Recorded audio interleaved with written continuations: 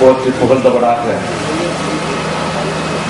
அண்ணலம் பெருமானார் முஹம்மது நபி ஸல்லல்லாஹு அலைஹி வஸல்லம் அவர்கள் மீது ஸலவாத்து சொல்லியவனாக என்னுடைய வார்த்தைகளை தொடங்குகிறேன். சிறப்பான இந்த பொதுக்கூட்ட நிகழ்ச்சிக்கு தலைமையேற்று நடத்தி கொண்டிருக்கக்கூடிய நகர முஸ்லிம் லீக்கினுடைய தலைவரும் மாவட்ட செயலாளருமான அருமை சகோதரர் சையத் முகமது அவர்களே, வரவேற்புரையாற்றி அமர்ந்திருக்கக்கூடிய அருமை சகோதரர் நகர முஸ்லிம் லீக்கினுடைய செயலாளர் அப்துல் லத்தீப் சாஹிப் அவர்களே, நிறைவாக பேருரையாற்ற அமர்ந்திருக்கக்கூடிய தனி மரியாதைக்குரிய சமுதாய தலைவர் முனீருல் மில்லத் பேராசிரியர் பெருந்தகை அவர்களே, தாய்ச்சபை இந்திய யூனியன் முஸ்லிம் லீக்கினுடைய தமிழ்நாடு மாநில பொதுச் செயலாளர் அருமை சகோதரர் KM முகமது அபூபக்கர் சாஹிப் அவர்களே, மாநில துணைத் தலைவர் பாசத்திற்குரிய அண்ணன் SM கோதர்மீதீன் சாஹிப் அவர்களே, மாநில கொள்கை பரப்பு செயலாளர் அருமை சகோதரர் காயல் மஹபூப் அவர்களே, மாநில அமைப்பு செயலாளர் அருமை சகோதரர் நெல்லை மஜீத் அவர்களே, மாவட்ட தலைவர் அருமை சகோதரர் குலாப்ஷா அவர்களே, மாவட்ட அமைப்பு செயலாளர் முகமது ஷாஃபி அவர்களே, மாவட்ட செயலாளர்கள் அருமை சகோதரிகள் மீரான் மீதன் அவர்களே, பாட்டபத்து நம்முடைய அருமை சகோதரர் பாட்டபத்து முகமது அலி அவர்களே,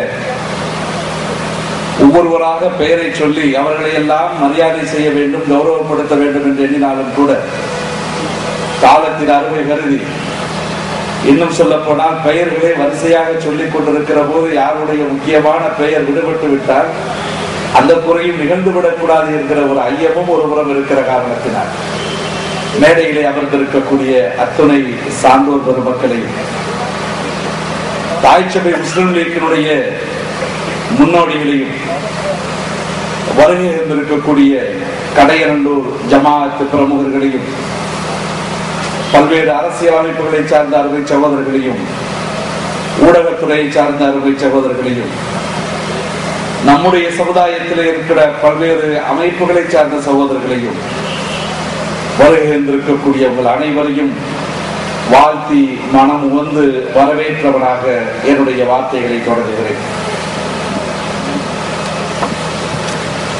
இங்கே பேசியவர்கள் எல்லாம் அண்மையிலே நடைபெற்ற முஸ்லிம் லீக்கினுடைய மாபெரும் மாநாட்டினுடைய தீர்மானங்களை விளக்கி தாய்ச்சபை முஸ்லிம் லீக்கினுடைய செயல்பாடுகளை பற்றி எல்லாம் மிக விரிவாக எடுத்து வைத்தார்கள். அதற்கு முன்பாக நான் உங்களோடு ஒருவனாக இணைந்து விட்ட ஒரு நிலையில் இங்கே பெருந்திரளாக கூடியிருக்கக்கூடிய கடையநல்லூர் பெருமக்களுக்கு மத்தியில் இந்த நிகழ்ச்சியிலே கலந்து கொண்டு நான் பேசுகிறேன் என்கிற மகிழ்ச்சி பெருக்கு ஒரு புறம் இருக்கிறது. கடையநல்லூர் எல்லைக்குள் நுழைகிற போது ஆனந்த பெருக்கு. அருமை சகோதரர் நெல்லை மஜீத் அவர்கள் சொல்லி காட்டியதை போல ரஹ்மானியாபுரம் பகுதியில் இருந்து நம்முடைய ஊர் சகோதரர்கள் எல்லாம், சங்கமிகு உலமா பெருந்தகைகள் எல்லாம், மாணவ செல்வங்கள் எல்லாம், இளைஞரணி பிரமுகர்கள் எல்லாம், அருமை தம்பிமார்கள் எல்லாம், ஊர் பெரியோர்கள் எல்லாம் அணிவகுத்து பச்சிலம் பிறை கொடியை ஏந்தி நாரே தக்பீர் அல்லாஹு அக்பர் முஸ்லிம் லீக் ஜிந்தாபாத் என்கிற உணர்வு பூர்வமான முழக்கங்களை எழுப்பி வருகியிருந்திருக்கக்கூடிய எங்களுக்கெல்லாம் மெய்யுணர்வு கொண்ட வரவேற்பை நல்கி அழைத்து வந்த அந்த பாங்கு இருக்கிறதே, கடையநல்லூரினுடைய வரலாற்று சிறப்பு மிக்க அந்த பண்பாட்டு நெறியை நினைவுபடுத்த தகுந்த ஒரு நிகழ்வாக இருந்ததை நான் இந்த நேரத்திலே சொல்லி காட்ட விரும்புகிறேன். தாய்ச்சபை முஸ்லிம் லீக்கினுடைய வரலாற்றை கடையநல்லூரினுடைய அத்தியாயம் என்பது பொன்னெழுத்துக்களால் பொறிக்கப்பட வேண்டிய ஒன்று. தாய்ச்சபை முஸ்லிம் லீக்கினுடைய எல்லா காலகட்டங்களிலும் அதனுடைய சரித்திரத்தில் பின்னி பிணைந்திருக்கக்கூடிய ஊர் கடையநல்லூர். தமிழகத்திலே மிக குறிப்பிட்டு சொல்லக்கூடிய சில ஊர்களிலே கடையநல்லூர் பொதுமக்கள், நம்முடைய சமுதாய பெருமக்கள் வாழ்ந்த பெருமை, வாழ்ந்து கொண்டிருக்கக்கூடிய சிறப்பு தன்மை,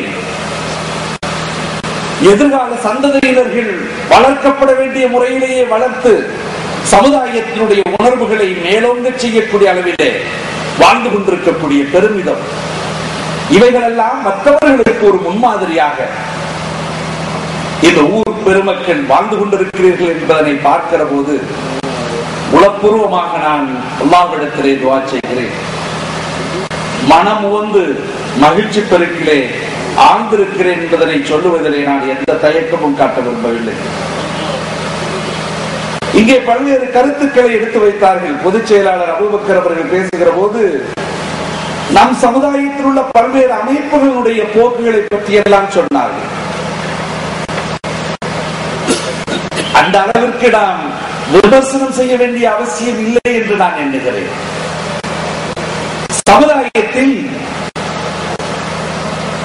நம்மால் என்ன செய்ய இயலும், நம்முடைய வாழ்வில் சமுதாய பங்களிப்பு என்று என்னென்ன இருக்கின்றனவோ அத்தனை காரியங்களிலும் ஈடுபட வேண்டும் என்கின்ற ஆர்வத்தின் அடிப்படையில், இன்னும் சொல்ல போனால் ஆர்வ கோளாறின் காரணத்தினாலே ஆங்காங்கே சில அலங்காரங்கள், சில வெளிச்சங்கள் காட்டப்பட்ட அந்த கோலத்தில் புகுந்து விட்ட இளைஞர்கள், சென்று விட்ட நம்முடைய சகோதரர்கள் உள்ளே சென்ற பிறகு நாம் எதை நினைத்து எந்த உணர்வோடு உள்ளே வந்தோமோ அந்த உணர்வுக்குரிய எதிர்பார்ப்பு உள்ள இடம் அல்ல.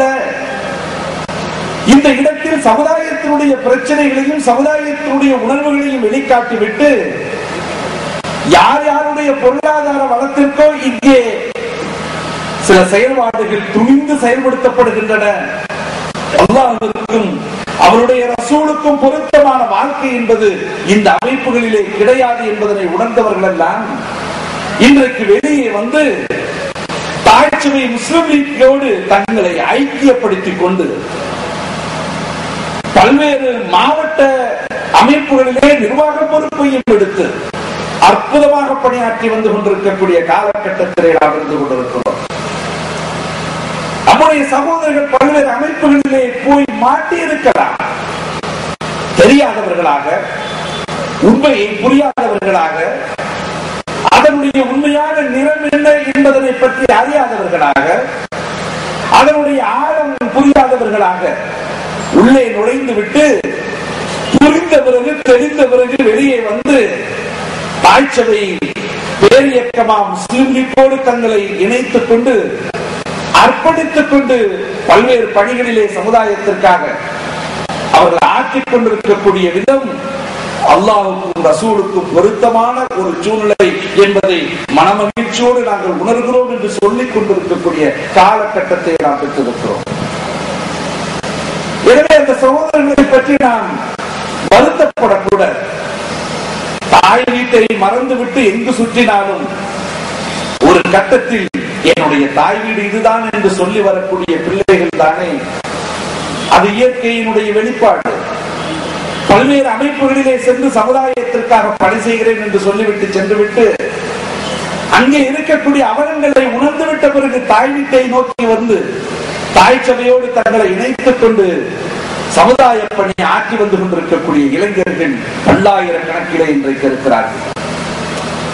அண்மையிலே நடைபெற்ற இந்த மாநில மாநாட்டினுடைய ஊர்வலத்திலே அந்த இளைஞர் அணி, இளைஞர் கூட்டத்தினுடைய அந்த அணிவகுப்பை பார்த்திருப்பீர்கள்.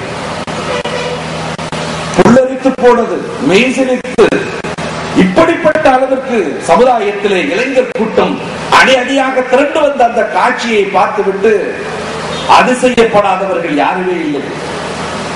இன்னும் சொல்ல போனால் நாங்களே அதிசயப்பட்டோம். இளைஞர் கூட்டத்தினுடைய எண்ணிக்கை லட்சக்கணக்கில் இப்படி குவிந்து நாரே தக்பீர் அல்லாஹ் அக்பர் என்கின்ற ஒரே முழக்கத்தை மாத்திரம் வைத்துக் கொண்டு பச்சிலம் பிறைக்கொடியை தாங்கி தூக்கி பிடித்தவர்களாக தாய்ச்சபை முஸ்லிம் லீக்கினுடைய தலைவர் என்ன முழக்கங்களை வெளியிடச் சொன்னதோ அவைகளை மாத்திரமே முழங்கி அணிவகுத்து மாநாட்டு பந்தலை அடைந்த காட்சி இருக்கிறதே, மெய்சிலிர்க்க வைத்த காட்சி. எனவே மற்ற அமைப்புகளிலிருந்து எல்லோரும் இன்றைக்கு தாய்ச்சபையை நோக்கி வந்து கொண்டிருக்கக்கூடிய காலம் இது. ஆனால் எந்த சூழ்நிலையாக இருந்தாலும், எத்தனை அமைப்புகள் உருவாக்கப்பட்டாலும், அவைகளெல்லாம் தோன்றினாலும் தோன்றி வெளிரங்கத்திலே அலங்காரமாக காட்சி அளித்து சில காலத்திற்கு பிறகு ஓடி மறைந்தாலும் அல்லது மறையக்கூடிய அளவிலே தேய்மானத்தை பெற்றுக் கொண்டிருந்தாலும், தாய்ச்சபை முஸ்லிம் லீக் செய்யக்கூடிய பணிகளும் அது சாதிக்கக்கூடிய சாதனைகளும் அவர்களால் துளியளவும் செய்ய முடியாது என்கிற உண்மையினை அவர்கள் அறிந்து வைத்திருக்கிறார்கள். ஆனால் அப்பாவி மக்கள் மூளைச்சலவை காரணத்தினால், தவறான தகவல்கள் கொடுக்கப்பட்ட காரணத்தினால், உணர்ச்சிகளை மாத்திரம் தூண்டிவிட்ட காரணத்தினால், முஸ்லிம் லீக்கினுடைய உயரிய தன்மைகளை புரியாதவர்களாக அங்கே போய் சிக்கி இருக்கலாமே தவிர, உணர்ந்து விட்ட பிறகு தாய்ச்சபையை நோக்கி வந்து கொண்டிருக்கக்கூடிய இளைஞர் பெருங்கூட்டத்தை இன்றைக்கு நாம் பார்த்துக் கொண்டிருக்கிறோம். எதை எடுத்தாலும் முஸ்லிம் லீக் செய்யக்கூடிய காரியமாக இருந்தால் அதனை கீழான வகையிலே விமர்சனம் செய்யக்கூடியவர்களாகத்தான் இருக்கிறார்கள். பாராளுமன்ற உறுப்பினராக நான் தேர்ந்தெடுக்கப்பட்டேன். பாராளுமன்ற உறுப்பினர் என்று சொன்னால் ஒரு சராசரி அரசியல்வாதி பாராளுமன்ற உறுப்பினராக ஆகியதை போல அல்ல.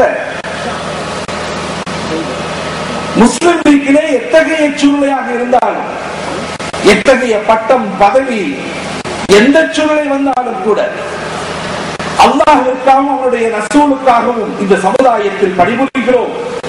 அதிலே நமக்கு கிடைத்திருக்கக்கூடிய படித்தளங்கள் ஏராளம். அப்படி கிடைத்த பதித்தளங்களில் ஒன்று இன்றைக்கு பாராளுமன்ற உறுப்பினராக நாம் இருக்கிறோம்.